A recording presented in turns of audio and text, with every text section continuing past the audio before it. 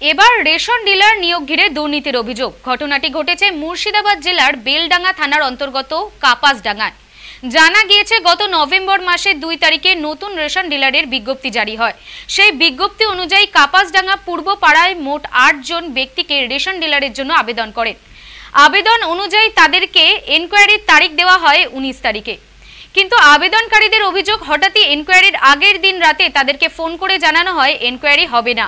এছাড়াও এই বিষয়ে এক আবেদনকারী আব্দুল হামিদ দাবি করেন যে এনকোয়ারির আগে এলাকার একজন প্রভাবশালী ব্যক্তি প্রচার করেছেন যে তার সঙ্গে জেলার খাদ্য আধিকারিকদের ভালো সম্পর্ক এবং আর্থিক লেনদেন হয়ে গিয়েছে, ফলে এই এনকোয়ারির ডেট পরিবর্তিত হবে।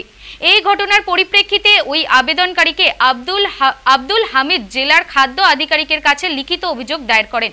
তবে এ বিষয়ে মুখ খুলতে নারাজ জেলার খাদ্য আধিকারিক বলেই অভিযোগ করেন ওই আবেদনকারী।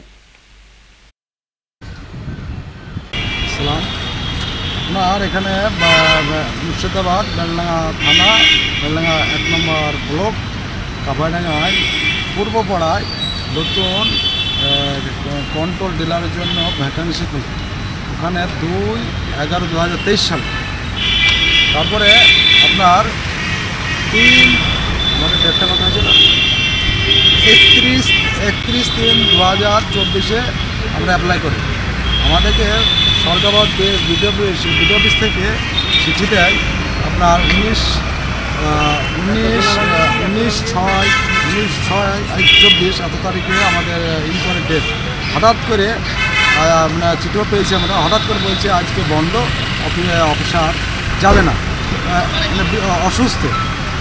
দেখা গেল কোনো কারণবশত আমরা আজ জানতে পারছি, কিন্তু দেখা গেল ওরা যারা আমার বিরোধিতা করছে আর কি, যারা টাকা পয়সা লেনদেন করেছে, তারা বোঝা যায় কালকে 4 ঘটিকার সময় অ্যালার্ট করেছে যে কালকে ইনকোয়ারি হবে না। তারা কী করে জানতে পারে?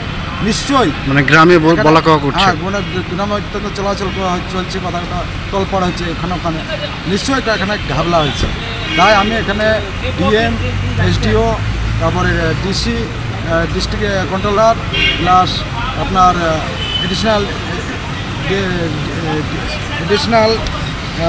এডিশনাল ম্যাজিস্ট্রেটকে আমরা সব কাগজপত্র জমা দিলাম, দরখাস্ত করলাম।